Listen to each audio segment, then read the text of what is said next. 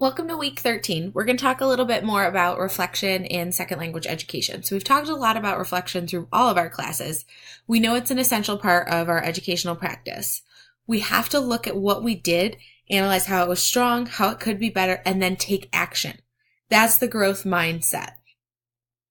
John Dewey is a pretty prominent scholar in education, and he argued that if you don't take action, if you don't try something else, if you don't improve on it, then it's not really reflection. If you're just thinking about it and you don't actually try anything and continue the cycle, you're not changing anything.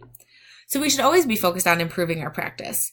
So the readings for this week are two different takes on the practice of reflection.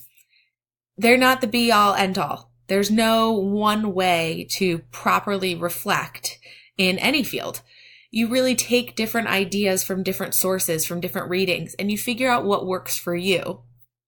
For me, it was always at the end of the day, taking Post-it notes and writing onto the lesson plans and saving that for when it came back around the next time so that I had my thoughts right from that day and I could make changes when it came time to come back around. Even if that meant, we were working on it again the next day, or if it meant the next year, I would always have those Post-it notes to just think about what should change and what went really well and what I want to focus on.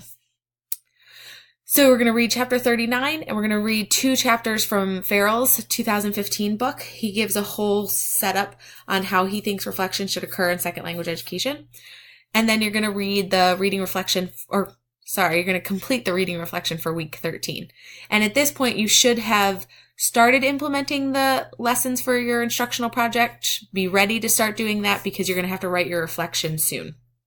So you really want to make sure you're going on those lesson plans.